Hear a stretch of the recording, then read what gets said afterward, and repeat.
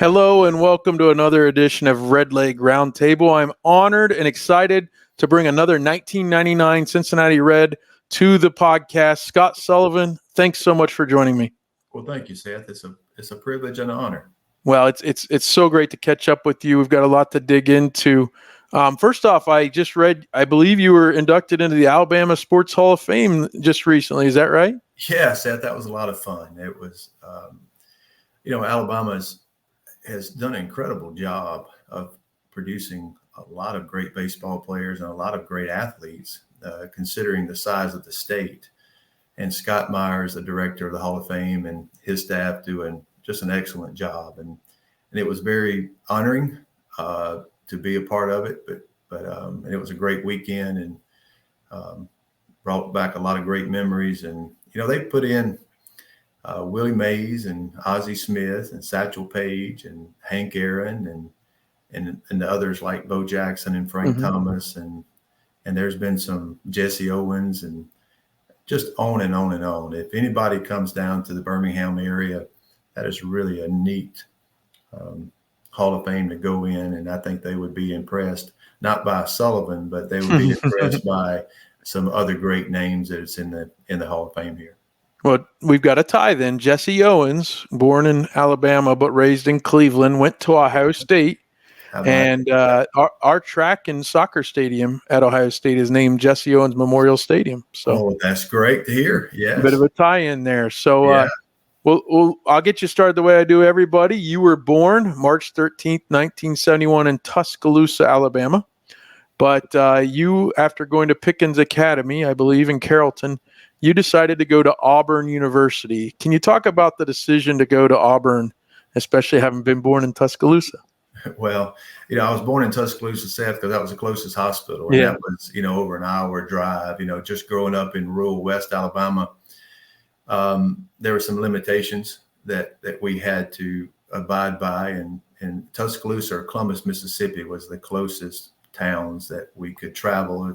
If I had to get a part for a tractor or a part for a wash machine as a family or do anything, we had to travel, about an hour away. So I was born in Tuscaloosa at Drury City Hospital, but raised in Carrollton, outside of Carrollton, which is at that time was only about 900 people. And at the Pickens Academy, I graduated with 24.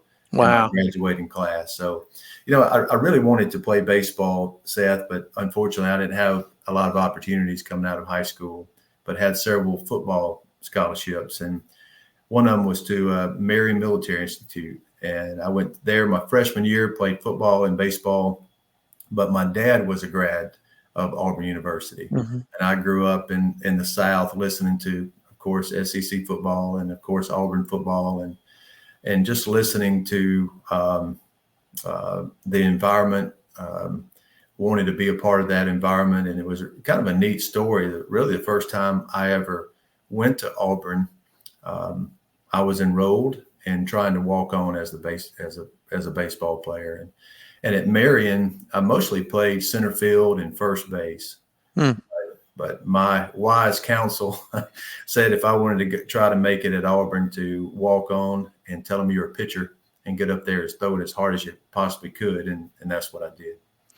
Now, in researching for our interview, I stumbled on a conversation you had, I believe, fairly recently, but I understand that you didn't necessarily go to Auburn as a sidearm pitcher, which is, as Reds fans will recall, that's the way you made it to the big leagues. Can you talk a little bit about the circumstances and what point in your baseball life did you start throwing sidearm? Well, that's a good question, and I would be glad to share it.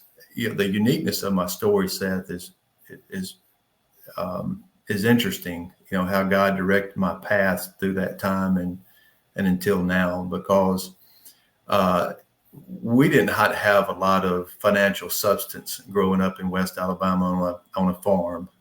Both my parents worked and money was tight. So when I walked on at Auburn, I also had a backup plan.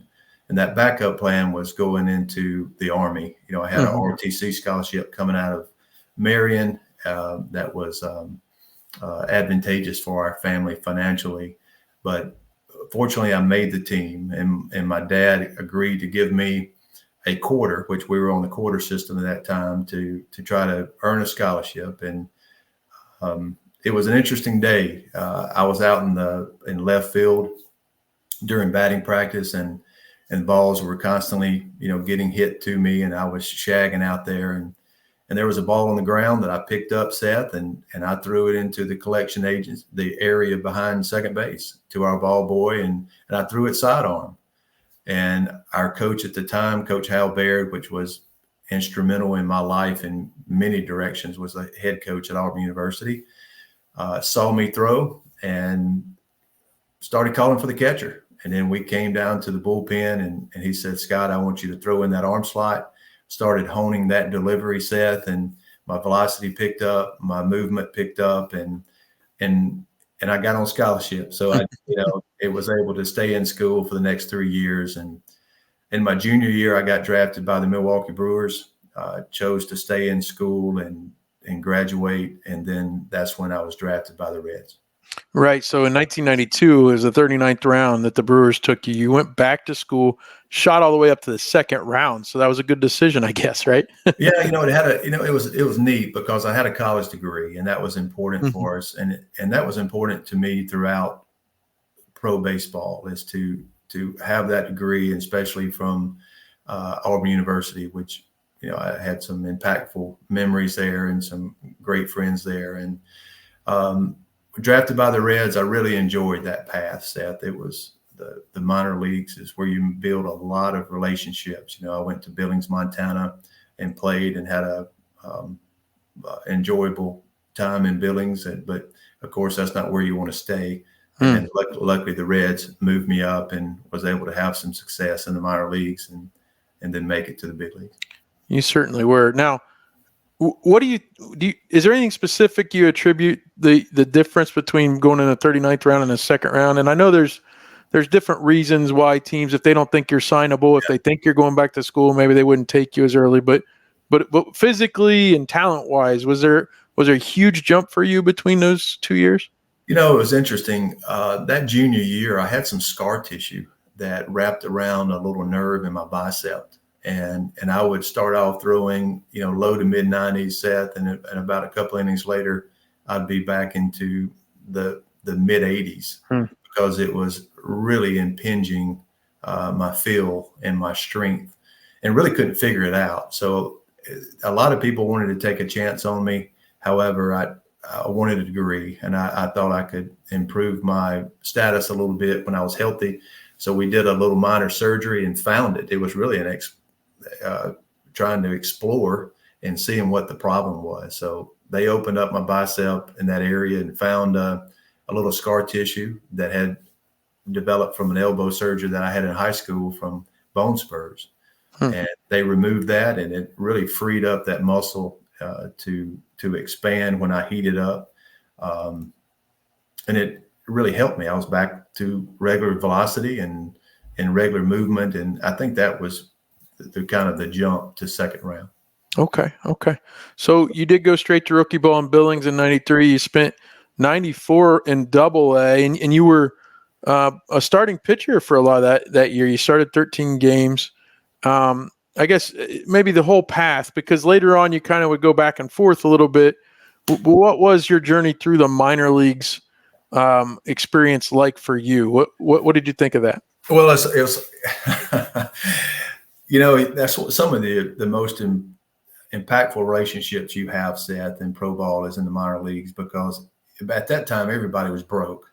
I mean, even though the signing bonuses as a second rounder, I got enough to be able to survive a couple of years if I had not made it to the big leagues. But at that time I had a wife, and for instance, in Chattanooga, Tennessee, she made more part-time working at Parisians at the mall than I did as a professional baseball player. I think it was about $850 a month gross at that time.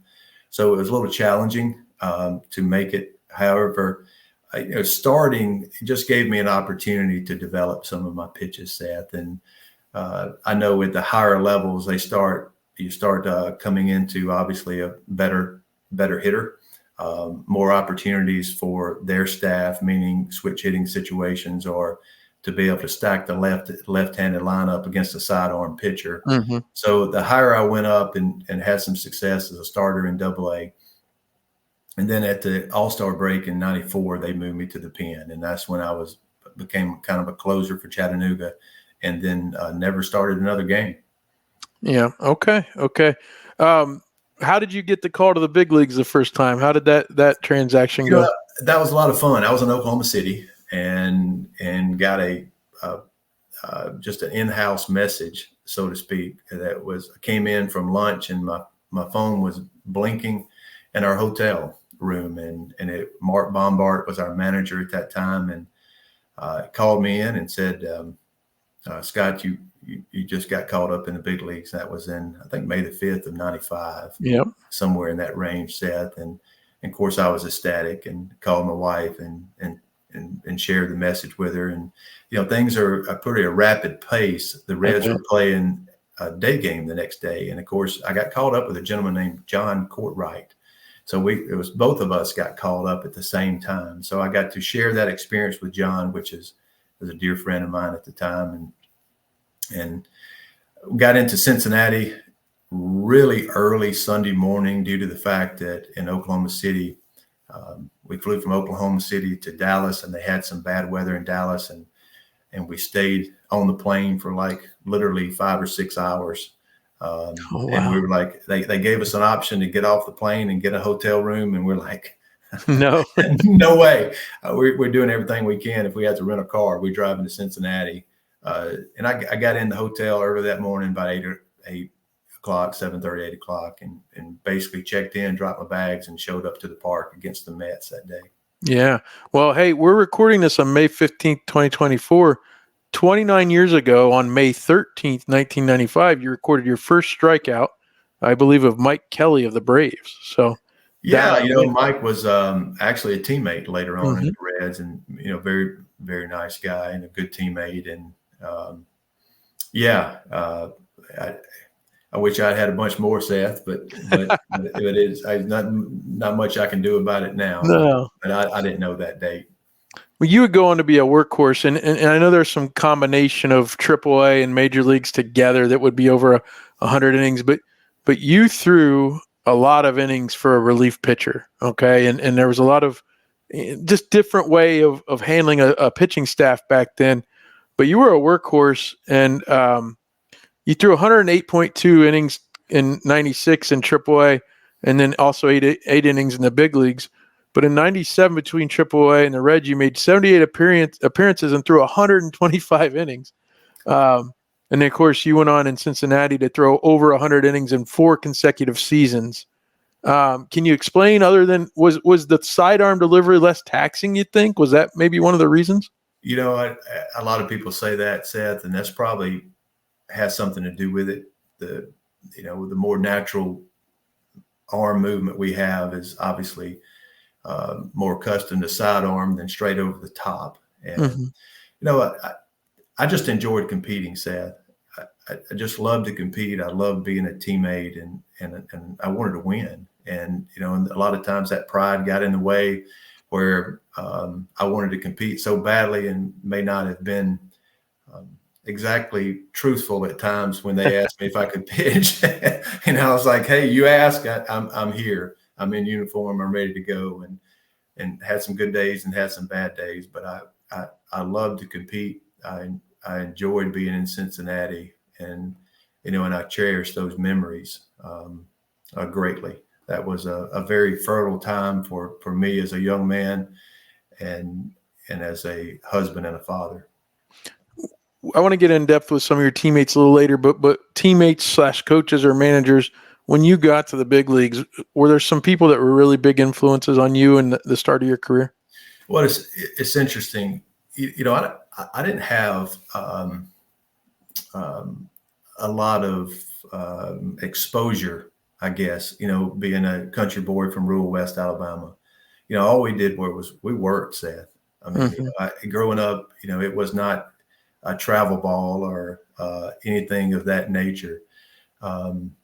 We actually ran out of kids we couldn't even have a little league team, so I had a delay and then just picked it back up in high school. So the TV channels were very limited. We could get TBS, the Braves, and I would listen to games on the radio, whether it was Braves games, or we could pick up a station out of St. Louis and listen to them. But just always had a passion of baseball, about just wanted to play and wanted to compete and loved the game.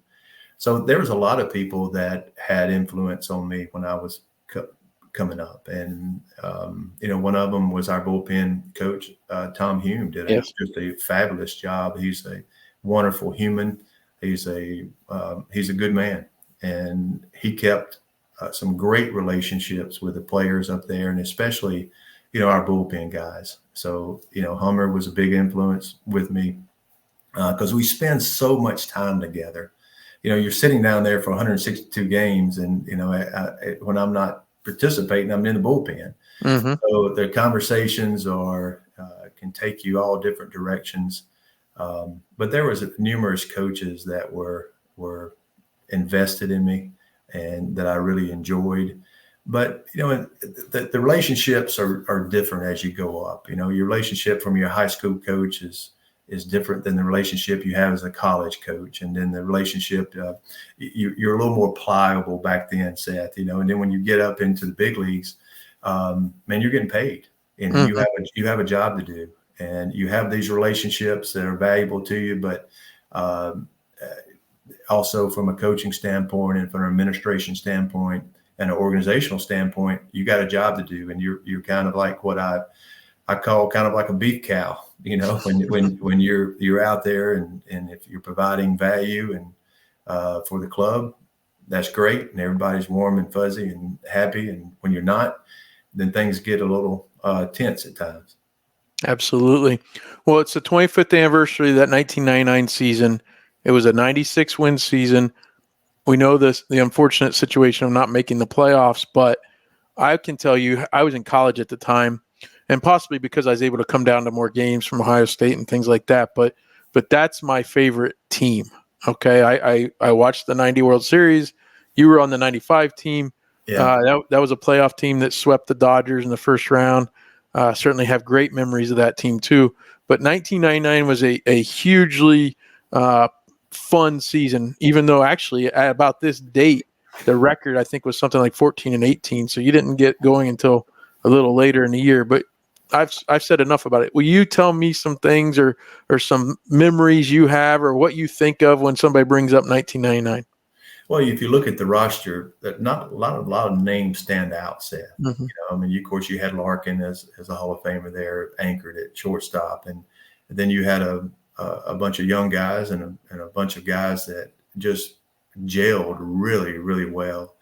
And you said that was one of your favorite teams. That was by far my favorite team. Okay. One, we had success, and unfortunately, after winning 96 games, we did not make the playoffs, got beat by the Mets in that one game playoff for the wild card spot, if I recall correctly. But, Houston had a really good team. They had the Killer Bees there, and then they had a staff to match. And I think they kind of went off and left us at the end and ended up winning about 100 games. And so, I think they were only maybe one game ahead of you, 97. Okay. Well, listen, that's now you've even made me more depressed that we didn't, that I couldn't close out one or hold the lead to win one more game. But the relationships we had, especially with the guys, we had one of the best bullpens in baseball at that time.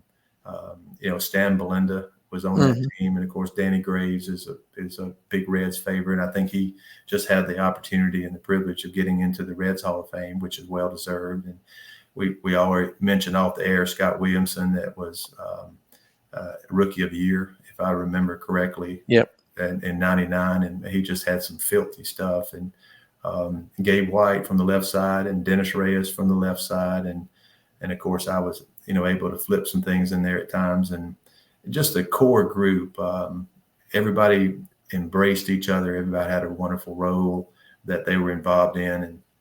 And of course, with Tom Hume being down there, that was a steady anchor for our bullpen. And Jack McKeon was the manager at that time, and man, he'd ride you.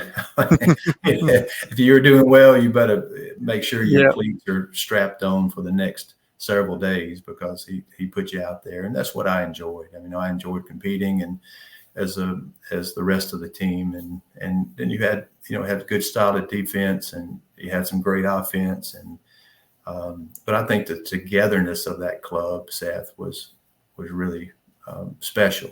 Yeah. We had if I recall, we had a great road record. Oh, yeah. That year, we started wearing our road unis sometimes at home. You did. A combination of that. So those are some special times. 52 road wins that year. So yes, you absolutely did. But you had, in some ways, your best season in a full season. You had a 3.01 ERA, and I mentioned going over 100 innings. You had a major league high 113 and 2/3. But that became a 3-year stretch where you had 79 appearances in 3 consecutive years. And you mentioned the usage, because if you throw 113 innings, but you do it in 79 appearances, Jack was hanging with you a little longer than just one or two batters, wasn't he?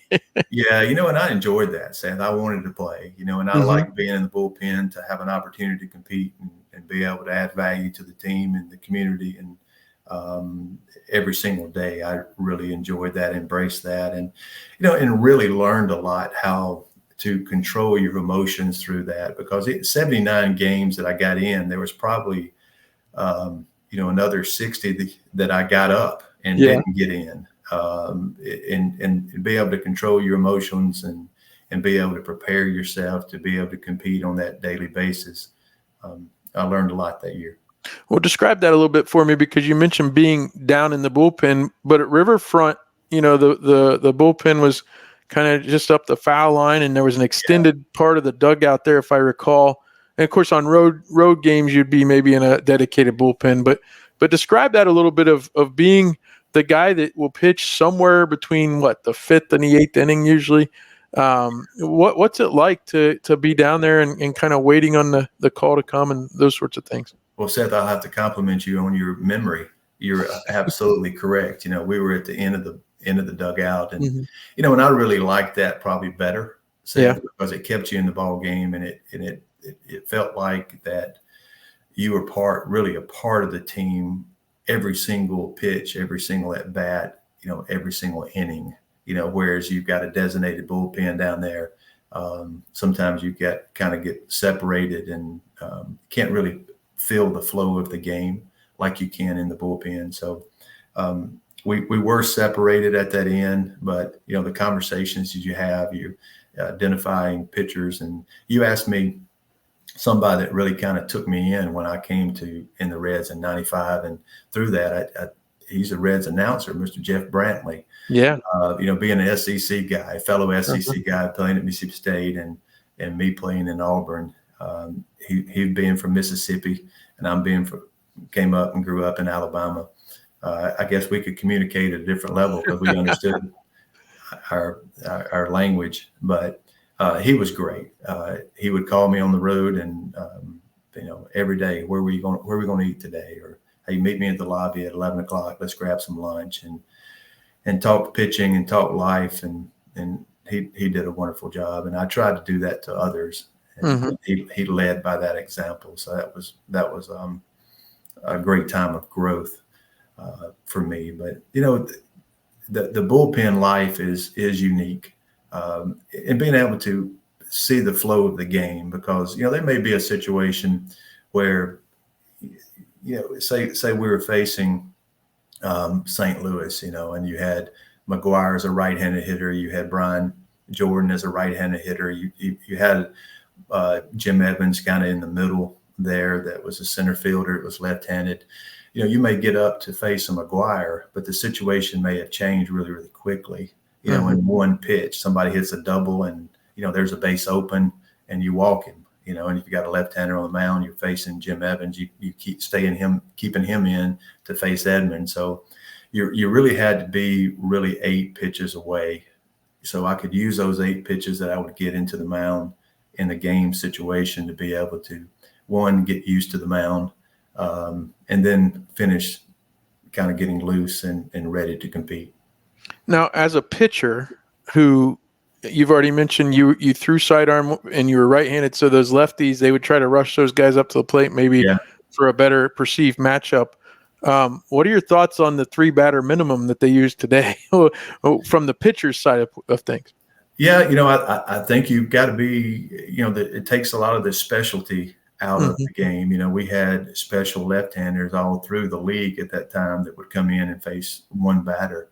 And there were situations where, I would intentionally walk a left-hander to get to another right-hander. So, I had a lot of walks that were some that were intentional, some that were intentional, but yet didn't look intentional at that time to set up better matchups, being right on right. But that was one of the things that, since I was used for multiple innings, Seth, that's one of the things that I had to do is be able to minimize the damage of all hitters, but especially left-handers, because they did see the ball better on me.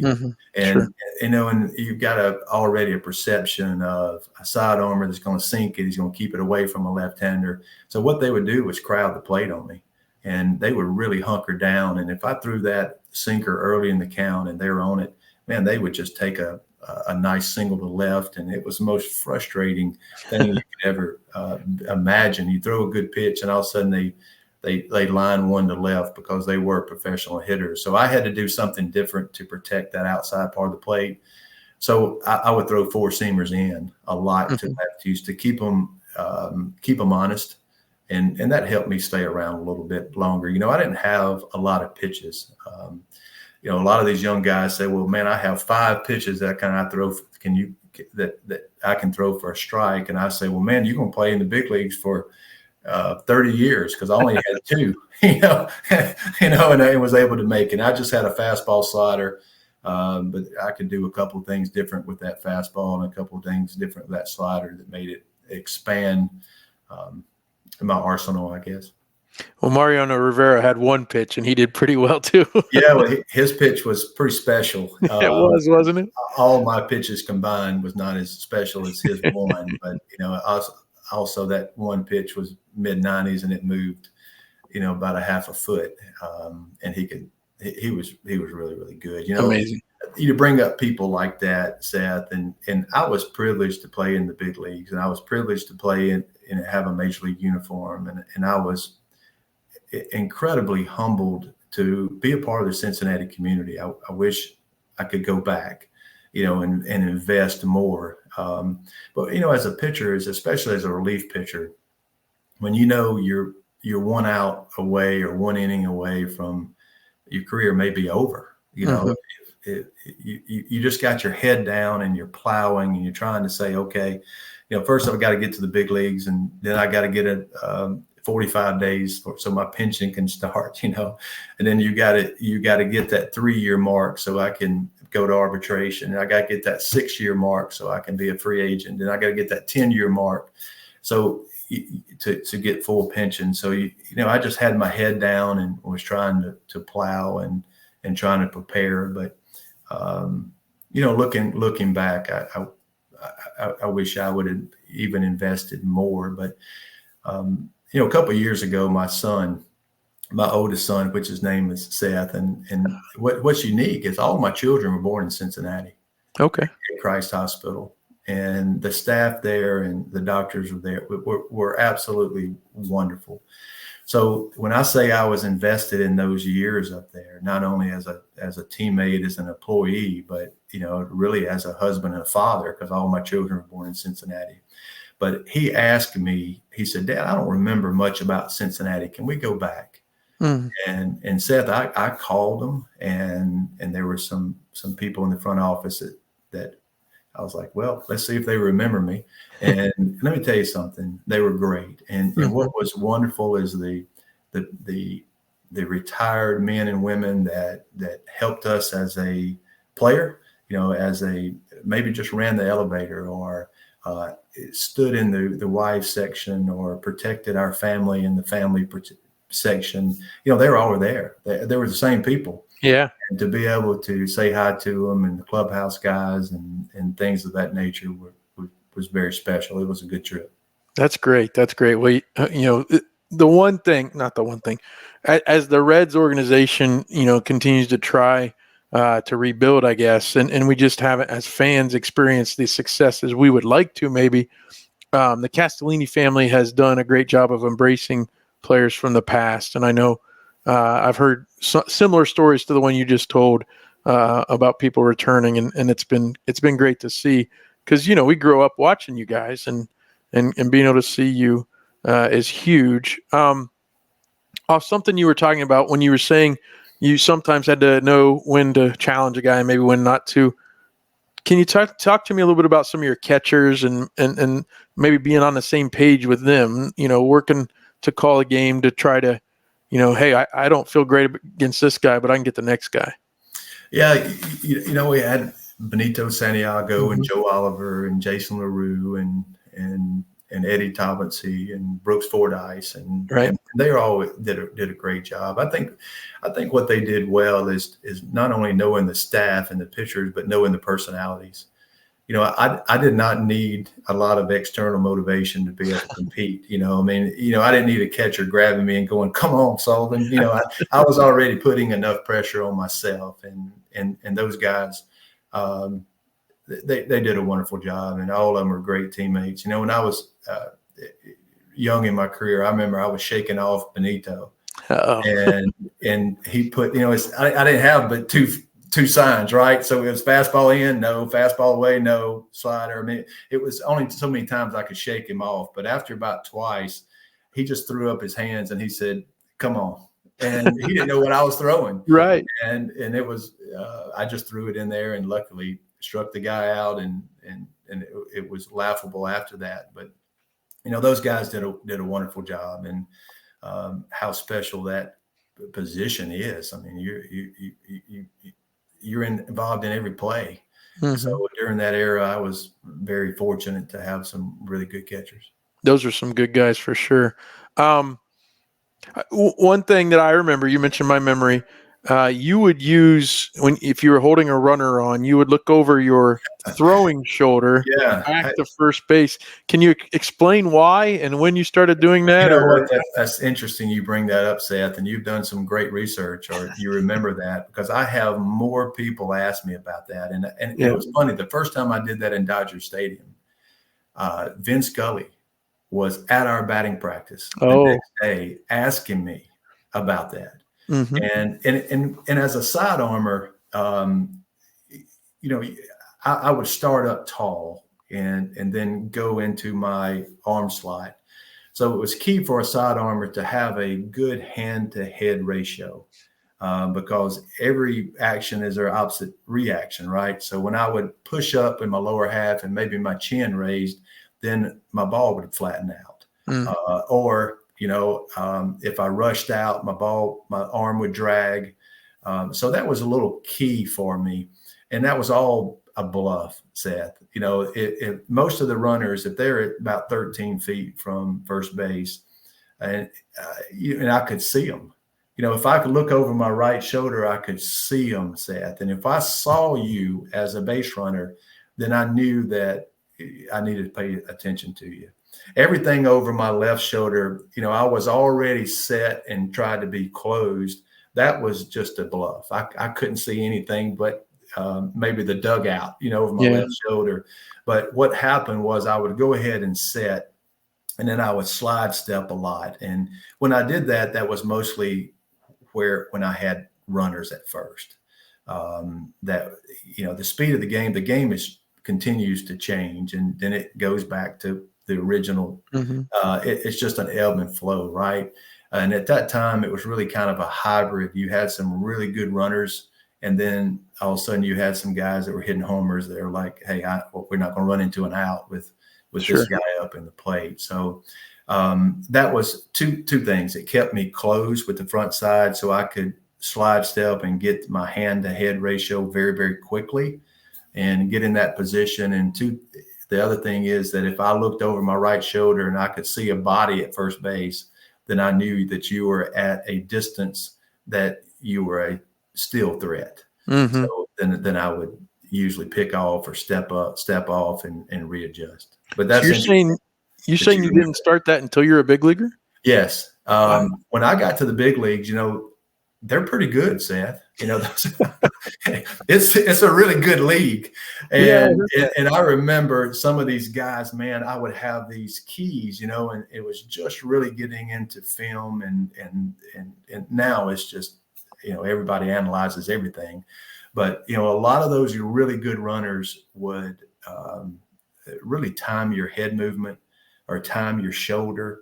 So what was happening is when I stood up straight and I went into my position, well, the first thing I would have to do is bend down, right? Mm-hmm. Well, as soon as they saw that front shoulder start moving forward, and they're gone.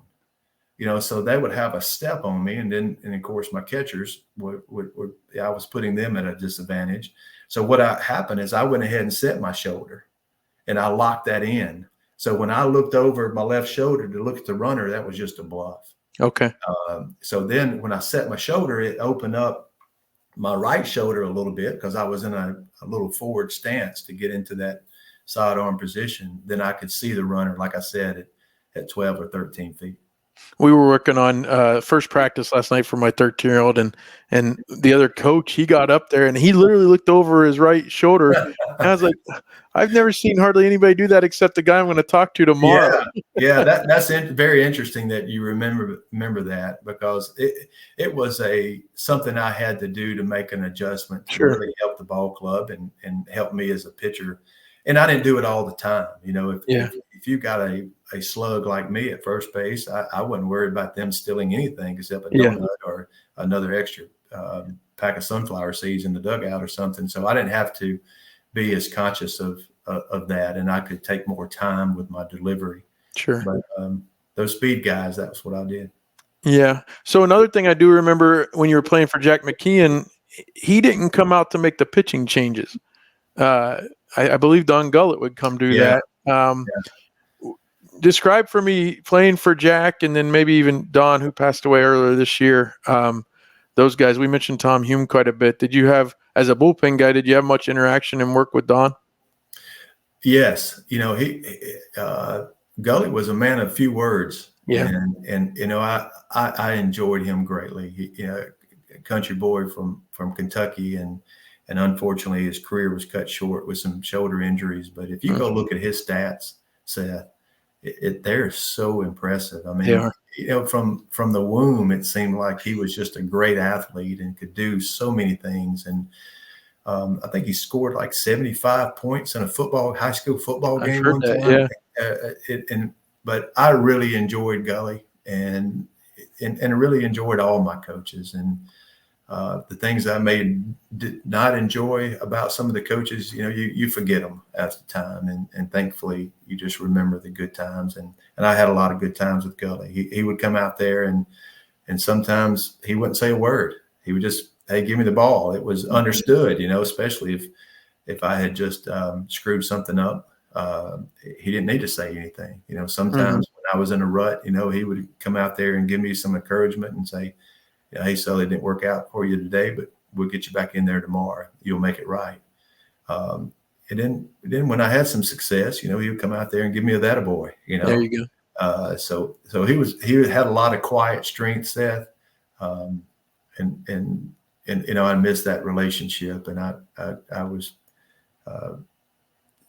he had some health problems even when I played, but it was. I hate to hear it that he passed. Yeah.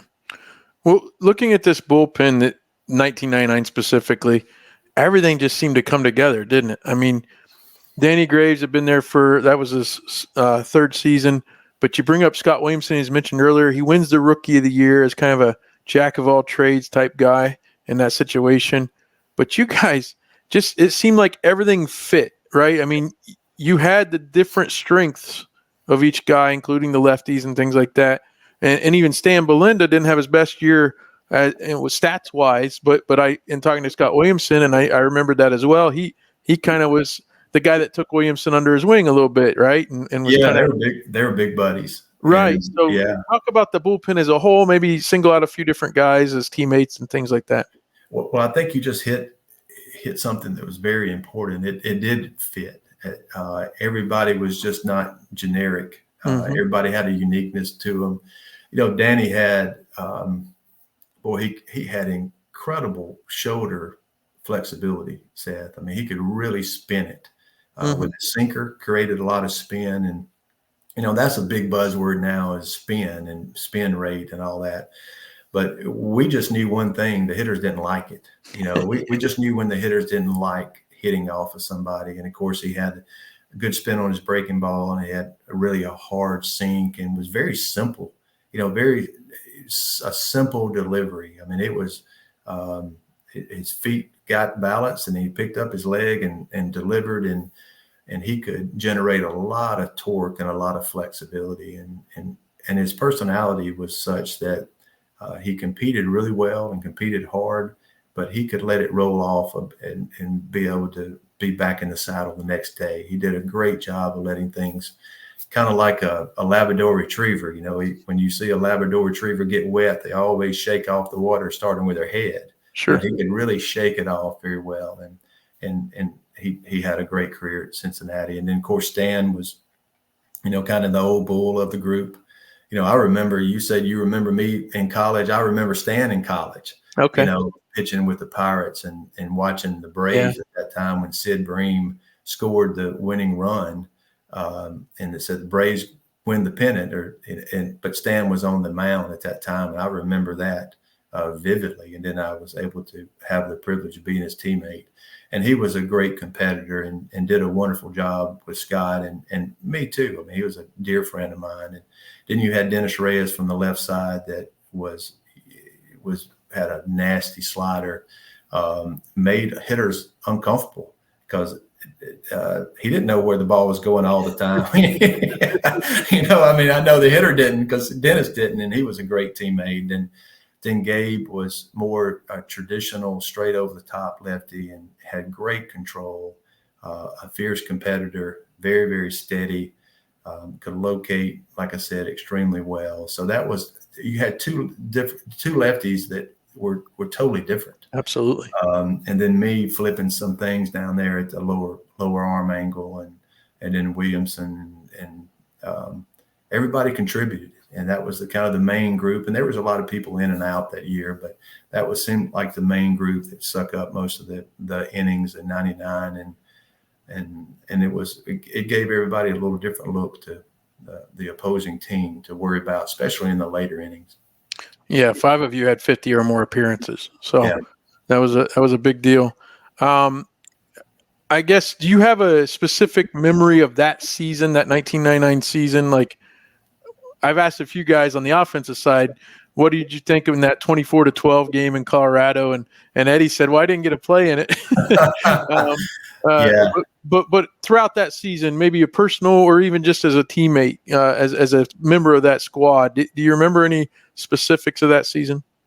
Unfortunately, Seth, a lot of times an athlete, and I'm using that loosely because I was a pitcher, not, I guess, a real athlete, but I guess the game 161, and unfortunately I was a losing pitcher on that, and that was in Milwaukee. And I came in extra innings and had I think a 1-2 count on the leadoff guy, and I went inside. He was a left-hander, trying to stand him up to execute another pitch away, and I hit him.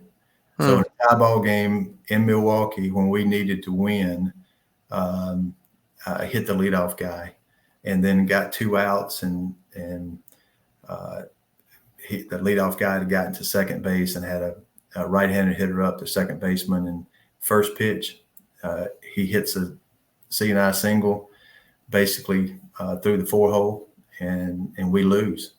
And then we had to win. Pete Harnish came out there and did a great job for us that Sunday to tie. I mean, we came in against the Mets ahead, about 3 games in that series or 2 games. And then unfortunately, that's one I remember. You don't grow a lot of times, Seth, in the good times. You grow in the valleys, and that's when you learn and reflect and say, okay, I did X, that didn't work, so I'm not going to do that again. And I grew a lot from those experiences, and I never wanted to leave Cincinnati. I loved Cincinnati. I loved the teammates, and unfortunately, 2003, when we came into the new stadium,